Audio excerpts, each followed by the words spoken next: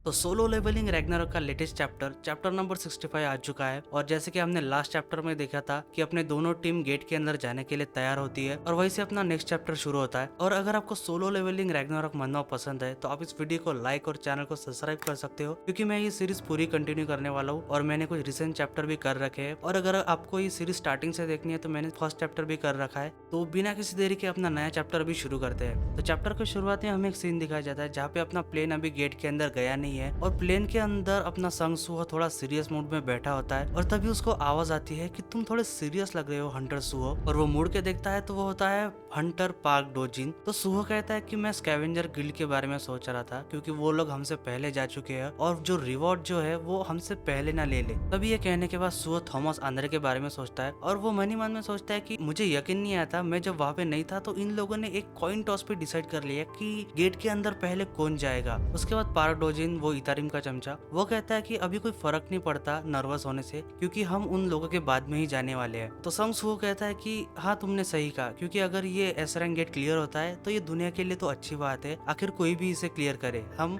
ये scavenger guild. लेकिन ये कहने के बाद मन ही मन में सुहो सोचता है कि मैंने ये कह तो दिया, लेकिन मुझे स्कैवेंजर गिल्ड से अच्छे रिजल्ट लाने हैं। तो तभी अपना एस रैंक हंटर बायक यून हो सुहो से कहता है कि तुम इतनी फिक्र मत करो, क्योंकि जो स्कैवेंजर गिल्ड पहले गई है उनको अपनी माइनिंग टीम पहले लानी पड़ेगी अंदर। लेकिन तुम तो अपनी माइनिंग टीम खुद ही समिन कर सकते हो, जो तुम्हारे शैडो सोल्जर है, तो यहाँ पे तुम्हारा एडवांटेज बहुत ज्यादा है उनसे। ये सुनने के बाद सुहो कहता है कि हाँ बात तो सही है। लेकिन तभी उसी सीन में हमें दिखाया जाता है कि पार्क डोजिन घूर के देखता है संग सुहो को, और पार्क डोजिन सुहो को देख के सोचता है कि ये जो संग सुहो है इसकी पावर पिछले कुछ हफ्तों से बहुत ही इंक्रीज हो चुकी है, पता नहीं कैसे, लेकिन इसकी मैजिक पावर बहुत ही ज्यादा लग रही है पिछले कुछ हफ्तों के हिसाब से। और सिर्फ हंटर सुहो नहीं, ये जो बाकी के कोरियन गिल्ड के मेंबर भी है, इन सबकी पावर, मैजिक पावर जो है ये बहुत ही बढ़ चुकी है। शायद जो हंटर सुहो ने इनको वेपन दी है, शायद इस वजह से इनकी पावर इतनी बढ़ चुकी है। तो तभी यहाँ पे हमें सीन दिखाया जाता है जहाँ पे सुहो पार्क डोजिन से कहता है कि अरे हाँ मैंने तो तुम्हें ये आइटम दिया ही नहीं। और सुहो कहता है कि ये जो वेपन है मैंने कल ही बनाया था, तो ये तुम रख लो, क्योंकि मैंने तुम्हें अभी तक कोई भी वेपन दिया नहीं है। और ये मेरे तरफ से एक थैंक्स है, क्योंकि जो जिसान फैसिलिटी का इंसिडेंट हुआ था, तुमने थोड़ी मेरी वहाँ पे मदद की थी कुछ चीजें नजरअंदाज करके, ये एज अ थैंक्स तुम मेरे तरफ से रख लो। तो तभी यहाँ पे स्पार्क डोजिन घूर के देखता है उस आइटम की तरफ, लेकिन वो सुहो से कहता है कि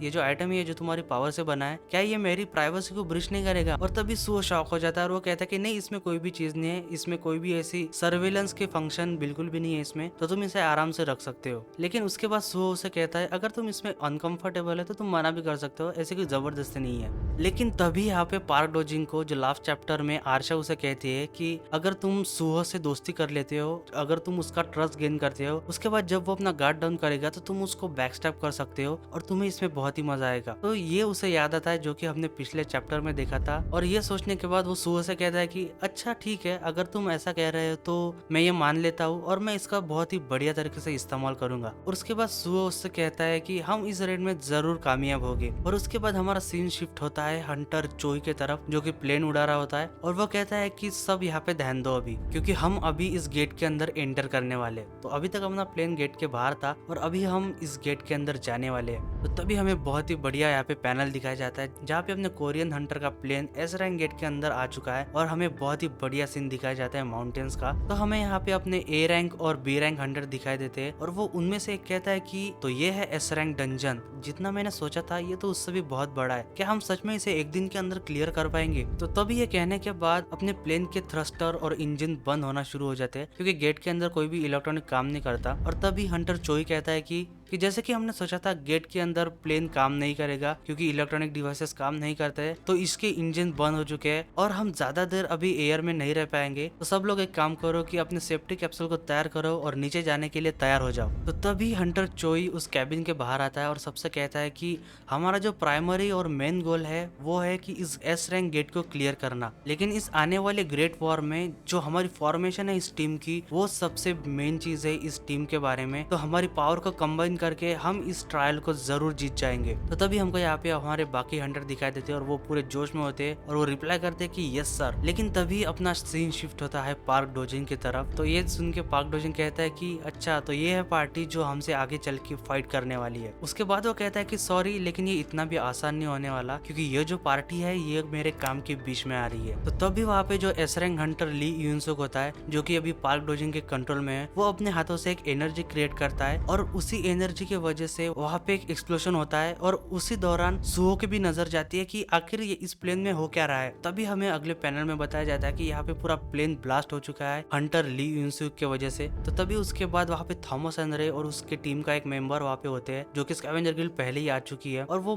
बंदा उससे कहता है कि सर कोरियन टीम का जो प्लेन है वो एक्सप्लोड हो चुका है। तो उससे थॉमस एंड्रे रिप्लाई करता है कि ये एंट्री करने के लिए बहुत फ्लैशी वे है। तो वो मेंबर थॉमस से कहता है कि क्या हम उनको ऐसा ही छोड़ देंगे। तो थॉमस उसे रिप्लाई करता है कि क्या तुम वहाँ पे जाके उनकी कब्र खोदना चाहते हो। और अगले सीन में वहाँ पे थॉमस अपना चश्मा निकाल के और थोड़ी स्माइल देके कहता है कि वो लोग एक एस रैंक हंटर है, तो इतने से एक्सप्लोजन से उनका कुछ भी नहीं होने वाला, और अभी अपना टाइम पास बंद करो और अपने रेड के लिए तैयार हो जाओ। और तभी हमें एक सीन दिखाया जाता है जो कि हमने लास्ट चैप्टर में देखा था, जहाँ पे संग सुहो बर्फ पे पड़ा हुआ है और वो सोचता है कि आखिर ये एक्सप्लोजन है ये कैसे हुआ। और इस ब्लास्ट के वजह से जितने भी मेंबर थे उस प्लेन के अंदर वो सभी अलग अलग डायरेक्शन में बढ़ चुके हैं, लेकिन उनके शैडो आइटम तो ठीक है, मतलब वो बाकी लोग भी सबके सब ठीक ही होंगे। तो सुहो सोचता है कि क्या मैं अपने शैडो सोल्जर को यूज करके बाकी लोगों को पहले ढूंढ लूं या फिर रहने दूं। तो उसके दिमाग में ख्याल आता है कि नहीं, क्योंकि जो स्कैवेंजर गिल्ड है वो पहले ही हमसे आगे है और अगर मैं सबको ढूंढने लगता हूँ तो हम और भी पीछे हो जाएंगे। और वैसे भी वहाँ पे हंटर चोई है तो वो सबको गैदर करके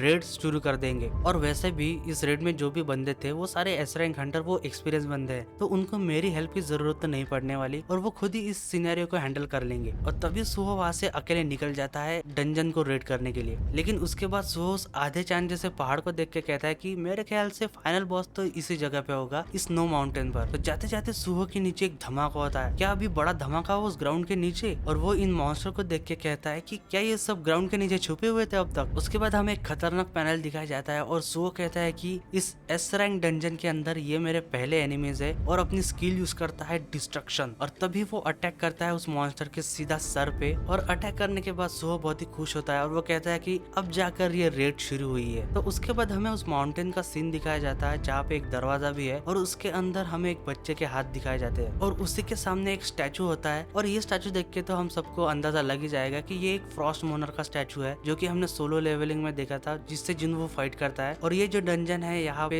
फ्रॉस्ट मोनर्स का हायर मिलने वाला है, तो इस हिसाब से ये बात तो कंफर्म हो जाती है। तो तभी वो बच्चा कहता है कि ग्रैंडफादर, इसके आगे हम अब कैसे जिंदा रहेंगे? मुझे ये बात पता थी कि अभी नहीं तो बाद में चाचा जो है ये जगह छोड़ के चली जाएंगी, और जब वो वक्त आएगा तो इस विलेज में सबसे ओल्डेज जो है वो मैं ही रहने वाला हूँ और मुझे ही बाकी लोगों को लीड करना पड़ेगा। लेकिन क्या मैं इन सब लोगों को लीड कर पाऊंगी? तो यहाँ पे ये मेल कैरेक्टर या फीमेल यहाँ पे डिस्क्रिप्शन नहीं दिया गया है, लेकिन हम इसको फीमेल चल के ही मानेंगे। तो उसके बाद वो सोचते हैं कि जब हमारे गाँव में से सारे जो एडल्ट लोग है वो सब गायब हो गए थे और सिर्फ हम बच्चे यहाँ पे बच गए थे, तो तभी आसमान से हेवन का एक मैसेंजर आया था एक ब्लैक ड्रैगन पे बैठ के, और तभी हमारी पहली मुलाकात हुई थी चाचा से। और ये पैनल देख के आपको थोड़ा अंदाजा लग ही रहा होगा, क्योंकि ये जो ड्रैगन या विवरण है ये संग जिनवू से बिलोंग करता है, क्योंकि हमने इसको सोलो लेवलिंग में देखा हुआ है। इसका नाम काइसल होता है और क्योंकि ये एक शैडो ड्रैगन है तो भाई अंदाजा संग जिनवू के तरफ ही जाता है। लेकिन इसके बाद ये थोड़ा कंफर्म हो जाता है, हमको डायरेक्टली नहीं बताया जाता है कि यहाँ पे ये हंटर संग जिनवू से बिलोंग करता है। लेकिन जो हमें आगे कैरेक्टर इंट्रोड्यूस होने वाला है जिसको ये लोग चाचा कह रहे हैं, मेरे ख्याल से ये हंटर चा है इन है, जो कि सुहो की माँ और संग जिनवू की वाइफ है। तो उसके बाद वो लड़की कहती है कि चाचा की वजह से हम इस स्नोई फील्ड में जिंदा रह पाए, कि हेल्प की वजह से हमने जो सारे ऑब्स्टेकल है वो क्लियर किए। उसके बाद विलेज में जो भी बच्चे बचे थे वो सब चाचा को फॉलो करने लगे, और ये चीजें करते करते वो हमारी इस फैमिली का, ये हमारी विलेज का पार्ट बन गई। लेकिन जब भी चाचा उस वर्ल्ड के बारे में बात करते जहाँ से वो आई है, तो मुझे अंदर ही लगता था कि एक दिन शायद चाचा हम सबको छोड़ के चली जाएंगी, और जब ये दिन आएगा तो इस विलेज में सबसे ओल्डेज जो वो मैं ही रहने वाली हूँ, तो मुझे ही इन सब की रिस्पॉन्सिबिलिटी लेनी पड़ेगी। और ये कहते कहते ही उसको एक आवाज आती है उसके सामने से। तो जब वो मुड़ के देखती है तो उसके सामने एक आइस माउंटेन जायंट होता है जो कि उस पर अटैक करने वाला होता है। तो तभी उसे देख के वो कहते हैं कि ये मॉन्स्टर यहाँ पे क्या कर रहा है, क्योंकि ये इसका एरिया है, नहीं तो यहाँ पे ये आना नहीं चाहिए। तो इस पैनल में वो हमें बहुत ही शांत लगती है, बहुत ही मासूम लड़की लगती है कि वो कुछ भी नहीं कर पाएगी। लेकिन अगले ही सीन में उसकी आंखें ग्लो करने लगती है जैसे कि फ्रॉस्ट मोनार्च की होती है, और वो उसके अटैक को इजीली डॉज कर लेती है। और उसका अटैक ब्लॉक करने के बाद वो कहते कि मैं इसे खत्म कर दूंगी। लेकिन उसके अटैक करने से पहले ही वहाँ पे सुहो का एक शैडो सोल्जर आकर उस मॉन्स्टर का मुंह फोड़ देता है। और ये देख के वो थोड़ा शॉक हो जाती है कि आखिर एक मॉन्स्टर दूसरे मॉन्स्टर पर अटैक कैसे कर सकता है। तो तभी उसको आवाज आती है कि मैंने सोचा नहीं था कि तुम में से एक यहाँ से भाग जाएगा। तो यहाँ पे हमें सीन दिखाया जाता है जहाँ पे संग सुहो और उसके शैडो सोल्जर आ चुके हैं। तो तभी उस मॉन्स्टर को देख के बेरू कहता है कि ये तो बहुत ही शातिर और चालाक तरीके का मॉन्स्टर है, क्योंकि तभी मुसीबत आई तो ये अपने ग्रुप को छोड़ के ही भाग गया। तो सुहो कहता है कि अगर मुझे इनको भागने नहीं देना है तो मुझे थोड़ा सतर्क होकर काम करना पड़ेगा। तो तभी वो लड़की सुहो पे और उसके शैडो सोल्जर पे अटैक करने लग जाती है, और वो कहती है कि इनके वजह से जो आइस माउंटेन का जायंट था वो उसके घर को छोड़ के इस एरिया में आ गया। तो इस स्नोई फील्ड का बैलेंस बनाए रखने के लिए मुझे सबसे पहले इसको मारना पड़ेगा। और उसके अटैक से पूरा स्नोफील्ड थोड़ा वाइब्रेट करने लग जाता है। लेकिन वो शॉक हो जाती है क्योंकि संग सुहो उसके अटैक को एक हाथ से रोक लेता है, और वो बहुत ही शॉक हो जाती है ये देख के। और सुहो उसको आखिरी में कहता है कि